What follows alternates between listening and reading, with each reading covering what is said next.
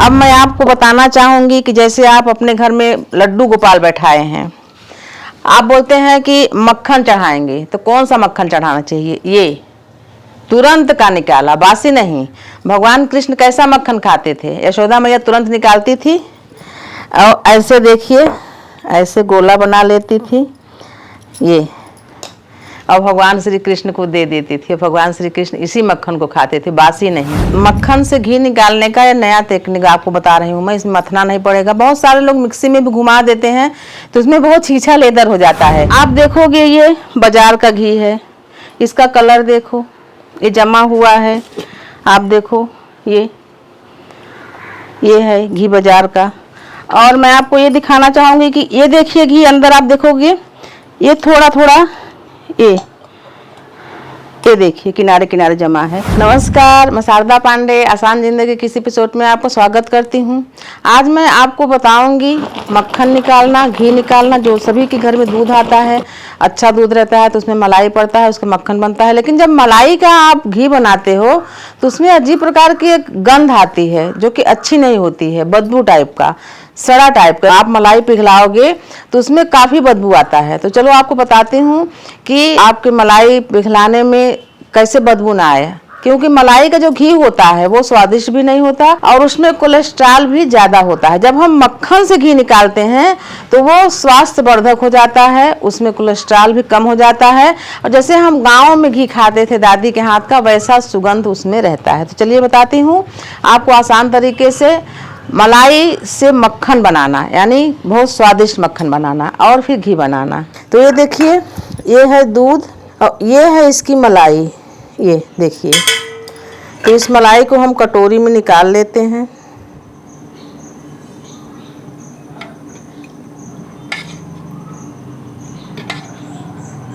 तो इस मलाई को हम इस बर्तन में डाल देंगे। और बहुत सारे लोग क्या करते हैं कि बस मलाई ही इकट्ठा होता है तो उसको उबाल लेते हैं। तो ये है दही, ये तो थोड़ा सा इसमें हम दही डाल देंगे, थोड़ा सा, क्योंकि मलाई थोड़ा सा है इतना। इसको हम हिला देंगे। तो ये मैं आपको दिखाई हूँ एक दिन का ये मलाई है जो 50 ग्राम है। रोज का मलाई निकलेगा तो 3 और 4 दिन का जब मलाई हो जाएगा तो ये आधा लोटा तक हो जाएगा। तो 2-3 घंटे इसको बाहर रख दो तो ये जम जाएगा, क्योंकि आप सीधे ऐसे ही डाल दोगे फ्रिज में तो ये जमेगा नहीं। उसके बाद इसमें रोज मलाई जब डालो तो 1 घंटे के लिए फ्रिज से बाहर रख दो, क्योंकि मलाई खट्टी हो जाए, फिर इसको फ्रिज में डाल दो। तो वैसे तो हमारे पास मथनी भी है और ये 4 से 5 दिन की मलाई है। ये दही जम गई है। आप इसको रोटी से भी खाओगे तो बहुत स्वादिष्ट रहता है मलाई वाली दही। तो इसमें से जब घी निकलेगा तो बहुत ही स्वादिष्ट रहेगा। देखिए डिब्बा है प्लास्टिक का, तो हम इसमें डाल देते हैं। ये देखिए इसको। और जब गांव में दादी लोग बनाती थी, मतलब दही मथती थी, तो जो कमोरी रहता था वो मिट्टी की रहती थी। ये मलाई दही है, लगभग ये 300 ग्राम है, आधा किलो तो नहीं है। तो ये ठंडा है। जैसे मान लीजिए गर्मी है, फिर भी आप इसको ठंडा में ही रखेंगे फ्रिज में, नहीं तो अगर ऐसे बाहर रखेंगे तो खराब हो जाएगा। तो इसमें गर्मी है तो ठंडा पानी डालेंगे। और अभी तो बरसात चल रहा है तो देखिए ये पानी इसमें हम डाल दे रहे हैं इसमें, और इसको 2 से 3 मिनट हिलाना है। कस के ढक्कन को बंद कर दीजिए ये, और इसको किसी भी बच्चे के दे दो, किसी को, वैसे हिलाता रहे इसको 2 से 3 मिनट तक।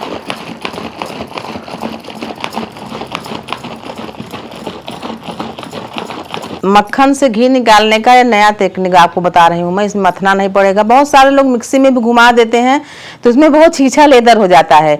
कभी ढक्कन से, कभी रबड़ कम है तो रबड़ से बाहर निकल गया, फेंका गया, बहुत सारे दिक्कत हो जाते हैं। इसमें आपको कोई दिक्कत नहीं होगी। एक बच्चे को पकड़ा दो, एक्सरसाइज भी होता रहेगा। ये देखिए। और सबसे खासियत बता रही हूँ कि जो घर का जो हम मक्खन निकालते हैं, उससे घी निकालते हैं, और भी निकाल के रखी हूँ मैं आपको दिखाऊंगी, वो जमता नहीं। जैसे हम बाहर से मंगाते हैं तो जमा रहता है, यानी कि गर्मी में भी वो पिघलता नहीं है, जमा रहता है। और एक बात, दूसरी बात कहते हैं कि गाय का घी पीला होता है, पीला होता है, पर इतना पीला नहीं होता जितना पीला बाजार वाले देते हैं। इतना पीला नहीं, ये जो मैं निकाल रही हूँ मक्खन ये गाय का ही है, इतना पीला नहीं। हाँ, हल्का सा क्रीम पीला होता है। और अभी तो इसमें क्या मिलाते हैं भगवान ही जाने, कितना पीला कैसे रहता है। तो इसको हम अब एक बार खोल के देखेंगे, अभी नहीं निकलेगा वैसे। तो हम इसमें और भी पानी डालेंगे, ये पानी डाल दिए और एक बार हम इसको और मथेंगे तो मक्खन इसमें निकल जाएगा। और जैसे आप कढ़ी बनाना है, दाल खाते खाते आप ऊब गए हो, कढ़ी बनाना है, इस मट्टी से आप कढ़ी बना सकते हो। मथनी से मथोगे तो पहले बात तो टाइम बहुत लगता है। घी क्या है, बहुत पुराना नहीं खाना चाहिए, घी हमेशा ताज़ा खाना चाहिए। शहद पुरानी होने पर अच्छी होती है, औषधिपूर्ण, लेकिन घी पुराना होने पर उसका स्वाद खराब होता है।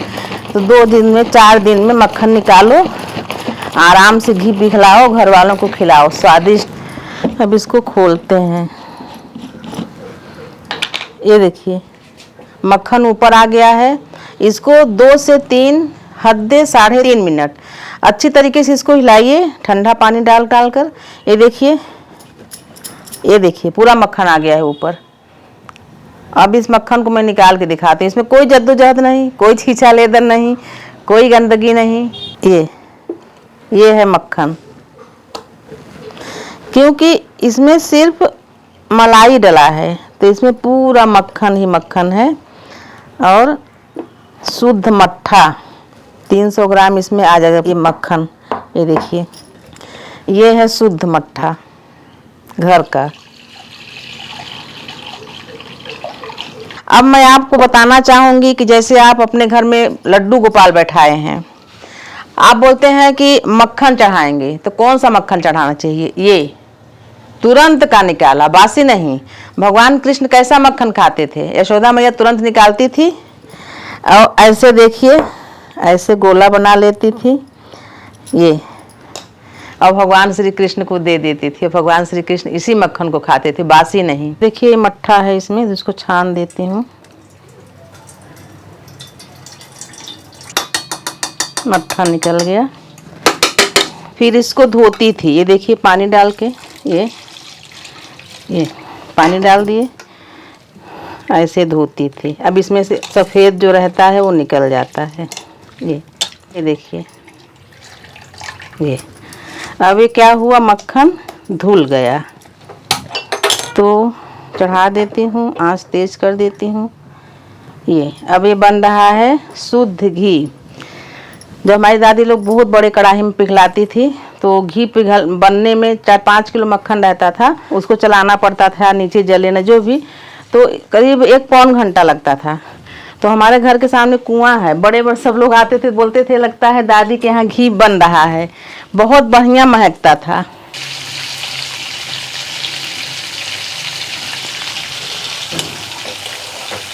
तो देखिए ये घी बन रहा है। ये पूरी तरह से बनने के बाद घी अलग हो जाएगा और थोड़ा सा इसमें महेर निकलेगा, जो कि भी रोटी से खाते थे। बहुत थोड़ा सा है, मैं आपको बना के दिखा रही हूँ। ये मैं गैस को बंद कर दी हूँ, घी उबल गया है। तो झाग है, झाग निकल रहा है ये घी का। अब ये ठंडा हो जाएगा। जितना है आपको दिख रहा है उतना घी नहीं है, घी बहुत कम है। अब मैं घी को छान रही हूँ।